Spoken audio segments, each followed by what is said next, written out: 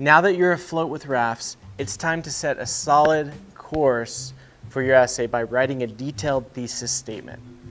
Now, technically speaking, a thesis statement can appear at any point in your essay. But if you're unsure about how to place it effectively in your essay, I would stick with placing it at the end of your introduction. We'll cover the introduction in greater depth at a later time, but today, our goal is to give you a map. Boom.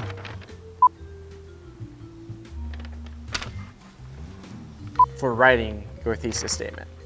MAAP, spelled with 2 A's, is a mnemonic device I developed to help us remember 4 important factors that will transform a weak, undeveloped thesis into a strong, specific one. Let's build it. First, M reminds us to make a claim.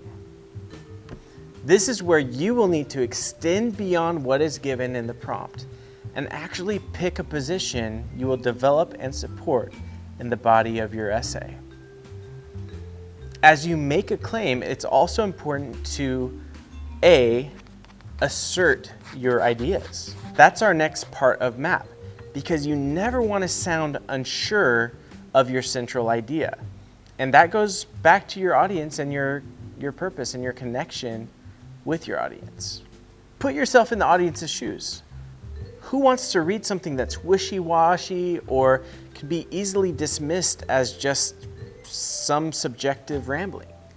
One foolproof strategy for asserting your ideas is to take yourself out of the essay.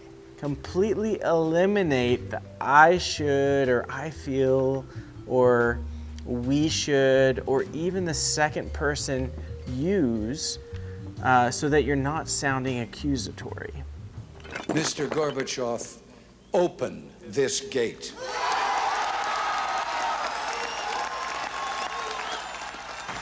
Mr. Gorbachev, tear down this wall. I mean, could you imagine if President Reagan said this instead? Mr. Gorbachev, I feel like you should tear down this wall. If that were the case, the wall might still be there. Your audience can easily dismiss your opinion if it sounds like an opinion. Stick to the third-person point of view, particularly in your analytical essays. And that's the particular format we're looking at here. The same rule doesn't necessarily apply to all forms of writing or all forms of communication for that matter. In fact, if you're trying to work through a conflict or disagreement with somebody, you should use I statements.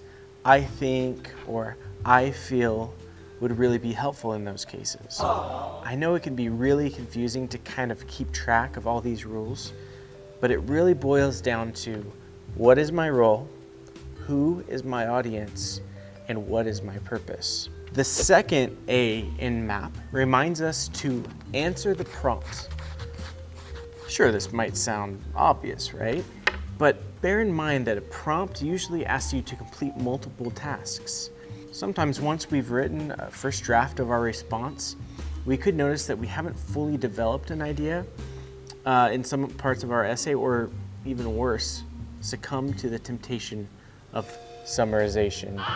The thesis is where you want to address all parts of the prompt. If you're asked to analyze strategies an author uses in their text, then you'd better find at least multiple strategies, 2 or more, to analyze.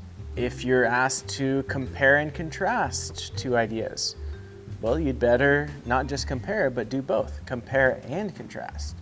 And our final MAAP element is to preview your ideas in your thesis. Now, you don't want to dive into the specific evidence and quotes you're going to use in your body, but you do want to provide a phrase that represents each major rhetorical strategy you might be analyzing or argument you might be making.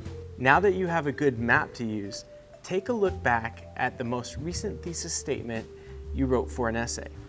First of all, is it easily identifiable and written in 1, maybe 2 sentences? Once you've found it, use the MAAP graphic organizer to plan how you can incorporate those 4 elements of MAAP.